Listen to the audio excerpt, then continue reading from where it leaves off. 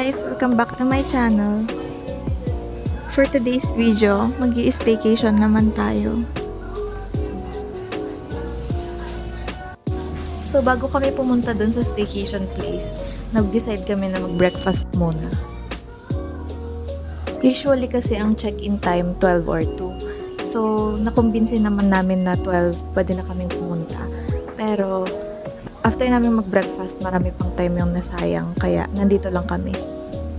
Di ko alam kung anong naisip nito, pero nag-Google Map siya ng hometown niya, tapos pinakita niya kung saan siya lumaki, saan siya naglalakwat siya, tapos kung ano yung dinadaanan nilang shortcut kapag pauwi siya. Ganun. Tapos Google Maps na lang yung naging source of entertainment namin. Nagkwento kami ng mga childhood memories namin, kung paano kami pinapagalitan dati, kung anong mga ginagawa naming kalokohan, ganon. Nung pwede na kaming umalis, dumiretso na kami doon sa staycation house na pupuntahan namin. So ayan, medyo advanced na ngayon, wala nang susundo sa'yo sa baba, bibigyan ka na lang ng instructions, tapos andun na yung susi and everything. So nagstay pala kami sa Panda Hub. So ang theme ng buong unit na to is panda.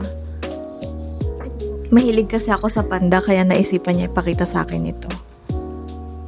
So hindi ko na napakita, pero meron silang chessboard, meron silang Jenga puzzle, meron silang Uno cards, sungka, tapos may mic na rin, so only video okay, ganun. So one important thing, meron na rin ditong lutuan, so if gusto ninyong magluto para makatipid, ayaw nyo magpa-deliver or lumabas, pwede na kayo ditong magluto.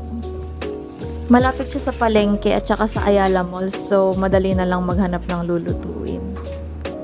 May plato na rin, tapos may baso, kutsara at tinidor, may tasa din kung gusto nyo magkape, so okay na.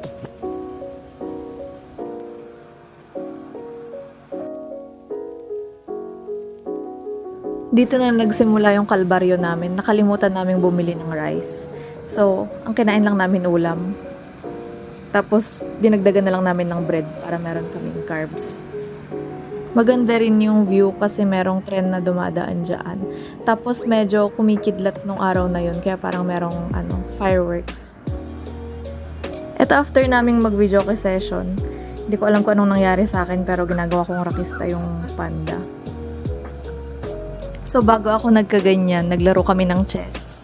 Hindi ko siya natatalo sa chess usually, pero this time, nanalo ako. Checkmate siya. Hehe. Share ko lang. So nag-Netflix marathon ako after that. Ayun, napuyat ako. Kaya sikap na lang yung nagising ng maaga. Nag-staycation na kami before, tapos nagluto na rin kami nun. Bale, nagpakialaman kami ng luto.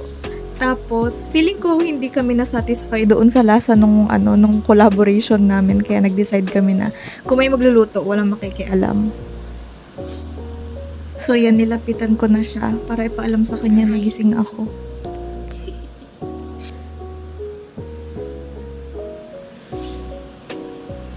Siyempre, wala akong itutulong. Magbibideo-video lang ako dito. Bali yung niluto namin nung dinner, tapos itong sa breakfast, binili lang namin yan doon sa palengke at saka doon sa Ayala Malls. Hindi kami nagdala ng sarili naming mga sangkap. Dito na kami bumili mismo. Walking distance lang naman yung Ayala Malls at saka yung palengke, hindi ka pa pagpapawisan. Char! Bali pala, sa baba, bago ka papuntahin dun sa unit na inupahan mo, ipapakita mo yung email na sinend nung owner ng unit, tapos magsusurrender ka ng isang valid ID sa guard. Hindi ko sure kung anong iniisip dito ng mga nakatira talaga sa syudad pero kapag nakakakita ako ng ganito na view, alam mo yung mapapaplay ka ng playlist about Manila. Ang masaya kasi dito kapag dumadayo ka, walang may kilala sa'yo, walang makakahanap sa'yo, walang kakausap sa'yo. Yun. Peaceful siya.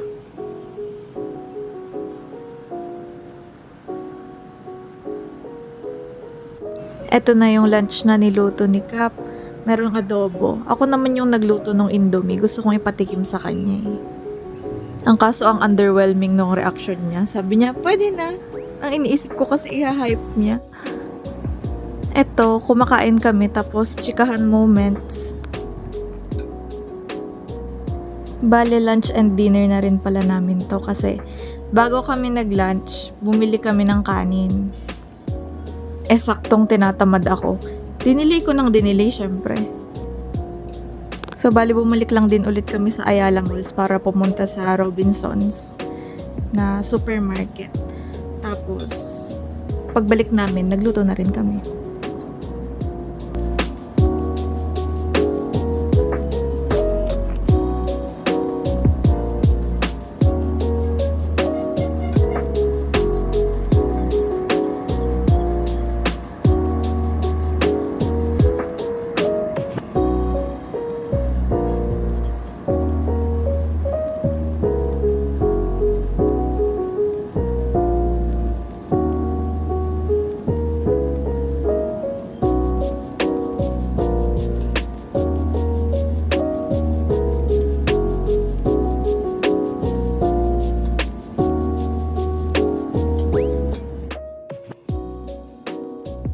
Eto, nag-video session ulit kami. Syempre, sayang naman yung mic.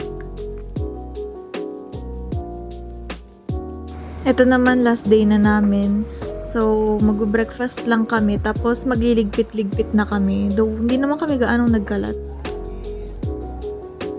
Di ko sure kung sinong nagpasimuno ng Jenga.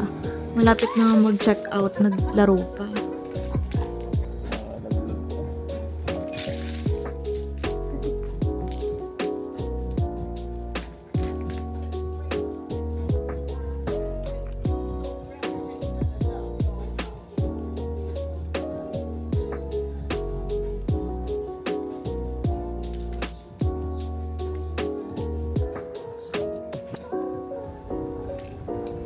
Ayan, so, ang talo, ako. So, ayan, tapos na yung staycation. Tapos, maganda talaga yung place. Ang pinaka nagustuhan ko, yung lutuan syempre. Tapos, yung chessboard, at saka yung mic. Yan lang naman. Yan lang.